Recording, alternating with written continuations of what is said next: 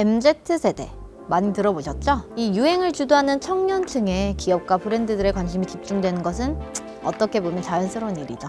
그런데 이러한 흐름에 호기롭게 도전장을 내민 세대가 있습니다. 이름하여 라떼 세대.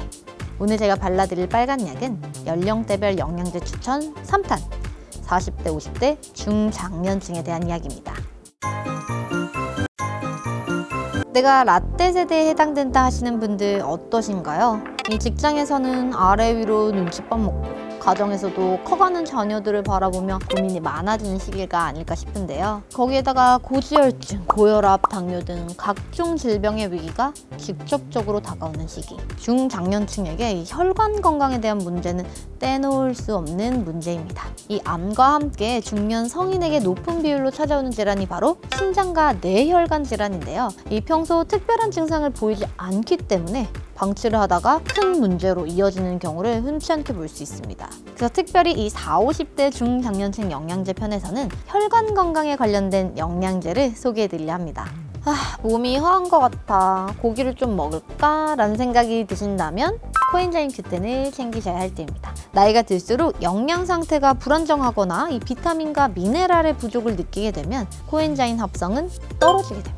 이 코엔자임 Q10은 에너지 생성에 관여하는 성분인데요. 강력한 항산화 효과가 있어서 이 피부 미용을 목적으로도 많이 복용하고 또 바르기도 하는 성분입니다. 이 40, 50대 분들에게 코엔자임 Q10을 권장드리는 이유 중 하나는 바로 이 코큐텐과 만성질환의 관련성 때문인데요. 이 코큐텐은 항산화, 높은 혈압 감소에 도움을 줄 수 있음이라는 기능성 인정 내용에서도 알 수 있듯이 고혈압이 있으신 분들께 도움이 됩니다. 또한 이 고지혈증 치료제인 스타틴 계열 약물은 체내에서 코큐텐이 합성되는 것을 억제하기 때문에 이 외부로부터의 보충이 필요합니다.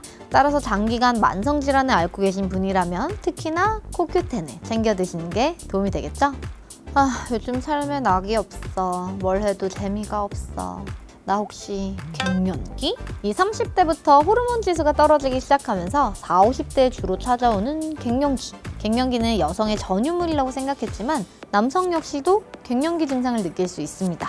이 지난해 한 조사기관의 결과에 따르면 우리나라 40대 남성 4명 중 1명은 남성 갱년기를 경험한 것으로 나타났는데요. 이 대표적인 갱년기 증상으로는 호르몬 감소로 인한 우울증, 무기력증, 체력저하를 동반하는 것이 특징입니다. 이 남성과 여성의 특성이 다르지만 이 갱년기 증상으로 공통적으로 꼽히고 있는 우울감, 이 우울감에 도움을 받으실 수 있는 영양제가 바로 비타민 D입니다. 사실 비타민 D는 우울감보다도 이 40, 50대 들어서면서 골다공증의 위험도도 높아지고 또 여러 질환들과 좀 더 친숙해지는 좀 다소 슬픈 현실을 마주하게 되는데요. 특히 비타민 D가 낮을수록 심혈관 질환 발생률은 증가하는 것으로 알려져 있습니다. 또한 비타민 D는 면역력 증가에 도움이 되고요. 또 혈액순환이나 호르몬 대사에도 도움을 주기 때문에 사실 신생아부터 노년층까지 전 연령을 아울러서 현대인의 필수 영양제로 꼽히고 있죠. 이 여지까지 비타민 D를 따로 챙겨 드시지 않았다면 40, 50대 여러분들 지금부터라도 비타민 D는 꼭 챙겨 드시면 좋을 것 같아요.